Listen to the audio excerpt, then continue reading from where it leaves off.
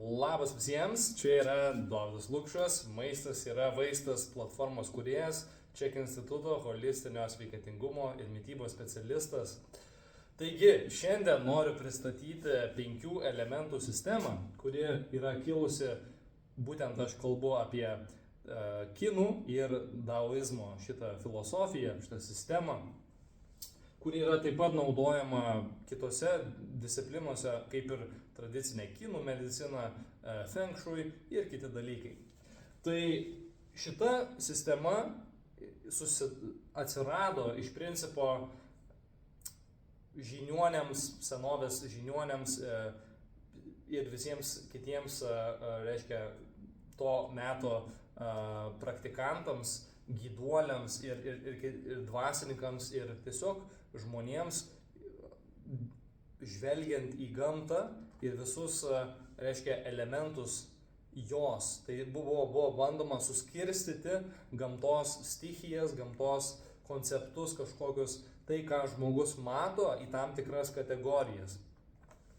Ir šitoj kultūroje buvo atrastos 5 tos kategorijos arba 5 elementai, kurie yra medis, tada ugnis, žemė, metalas ir vanduo.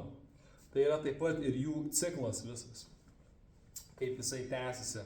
Žmogaus gyvenimas irgi yra skaidomas į šituos 5 ciklus. Ir aš plačiau papasakosiu ateities įrašuose, juokingai skamba ateities įrašuose.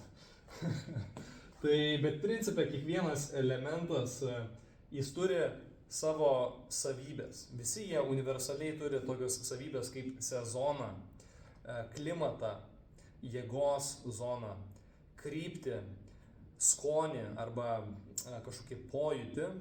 Taip pat jeigu jau einame mes į žmogaus, reiškia, žmogaus būseną, žmogaus organizmą, tai yra ir tokie dalykai kaip mūsų organai.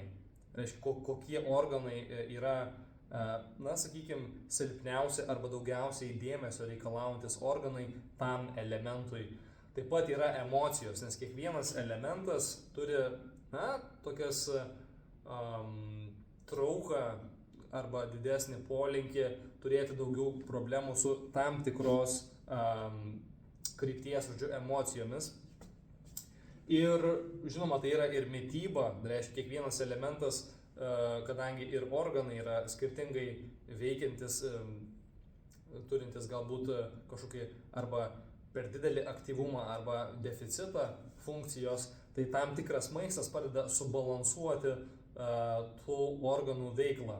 O taip pat tradicinė kinų medicina sako, kad netgi ir emocijos gali pakeisti, reiškia, mūsų organų veiklą. Tai yra visa psichosomatinis požiūris, kuris yra, žinoma, labai skirtingas nuo alopatinės medicinos.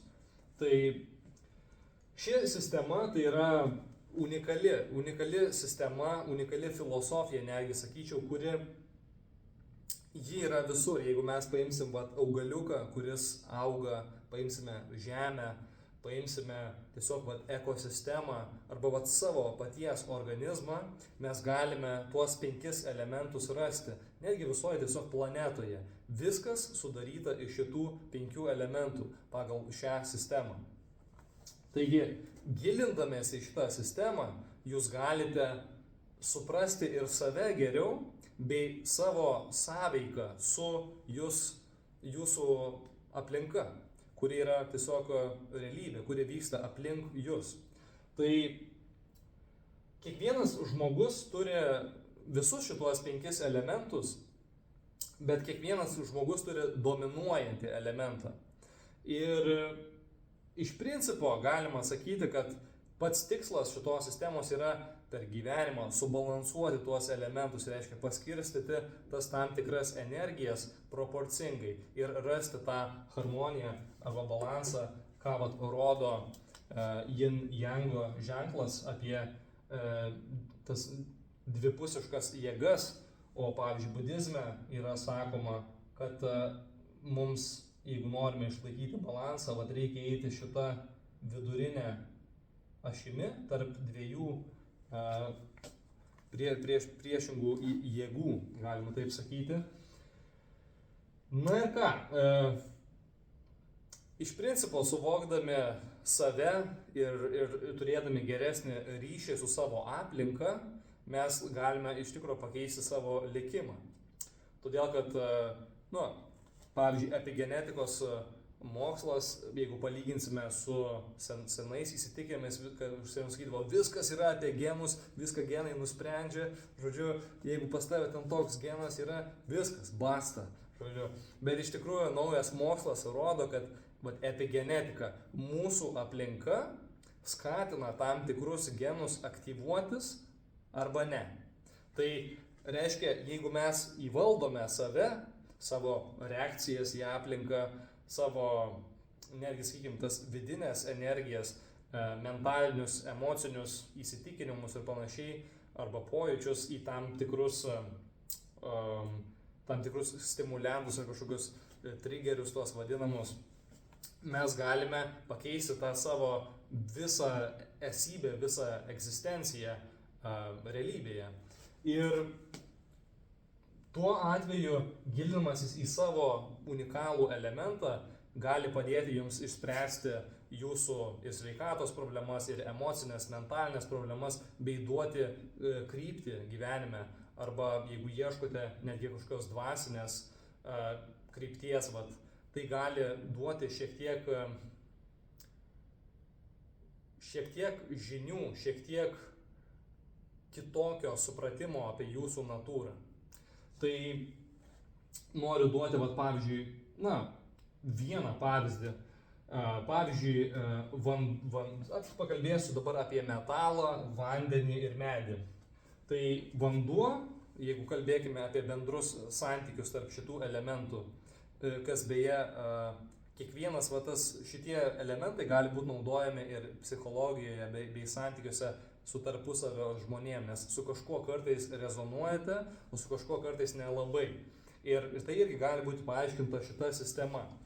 Tai pavyzdžiui, grįžtame dabar, vandens elementas, jisai šitoj sistemoje, sakoma, jis maitina medį. Ir jeigu mes, taip ir yra ir gamtoj, jeigu mes įsivaizduosime, reiškia augaliuką arba medį, jam būtinai reikia drėgmės, jam reikia vandens, kad jisai augtų. Taip ir žmogaus žmonių santykiuose vandens elemento ir medžio elemento bendravimas yra labai dvasiškai ir fiziškai stiprus, harmoningas. O jeigu mes paimsime metalą su medžiu, tai kadangi medis yra labiau toks, jisai yra oro stichija, tai yra žmonės mėgsta, turi viziją, turi struktūrą, svajoja labai daug ir kartais labai tokie pakylėti būna, biški gali prarasti tokį tiesiog įsižeminimą su realybė ir tokiais paprastais, buitiniais, praktiškais dalykais, bet jie kažkur ten klajoja, ten svajonių pasaulyje. O metalas atvirkščiai yra labai tiesmukas, labai praktiškas, įsižeminęs, toks tvirtas žmogus, kur viskas yra apie optimizaciją ir nemėgsta laiko švaistyti ir viskas turi tiesiog vykti čia ir dabar praktiškai. Tai kai susitinka šitie du žmonės, yra ta vadinama situacija, kad metalas kerta medį. Įsivaizduot galima kaip kardas ar kirvis kerta medį. Tai įsivaizduokite taip ir šitie 5 elementai turi skirtingas, žinoma, išraiškas. Ir aš dabar ateinančiose vaizdo įrašuose, ateities vaizdo įrašuose pristatysiu daugiau apie kiekvieną elementą, kaip minėjau, sezoną, kryptį, jėgos zonas, mitybą, kuri yra geriausia, taip pat netgi taip pat organus ir emocijas ir kitus faktorius, kurie gali jums padėti iš esmės jūsų tiesiog individualioje savęs pažinimo kelionėje. Ir tiesiog stebėkite šį kanalą, įsijunkite, pasižiūrėkite, išsistudijuokite ar tai savo elementą, jeigu pasidarysite testą, arba galite pažiūrėti ir kitus, nes tada galima suprasti ir kaip bendravimas vyksta su kitais, su kitokios natūros žmonėm. Bet iš principo, manau, kiekvienas žmogus gali rasti kažkokią čia naudą, kokiu keliu jūs beeitumėte, ar norite kažkokius emocinius, mentalinius blokus įspręsti, gal traumas išgydyti, o gal ieškote tiesiog sveikos gyvensenos, sveikos mitybos ir naujų žinių. O žinios apie save tai yra labai įgalinantis dalykas ir iš tikrųjų mano misija šitos, apskritai misija tai yra įgalinti žmonės išmokti natūraliai savim pasirūpinti ir savo sveikata. Tai tikiuosi šis įžanginis įrašas buvo supažindinau jūs gerai su šita informacija iš labiau kinų filosofijos ir taoizmo. O jeigu kažkas norėtumėt taip pat giliau pasikonsultuoti asmeniškai apie savo elementą ir jūsų individualią kelionę, ar tai sveikatos, ar kitų, reiškia, sferų atžvilgių, galite užpildyti savo, pasirinkti tiesiog laiką, kada norėtumėt pasikonsultuoti arba atsiųsti laišką paštu, viskas bus žemiau įdėta, bet linkiu gražios, įdomios šitos serijos jums ir naujų įdomių žinių. Iki.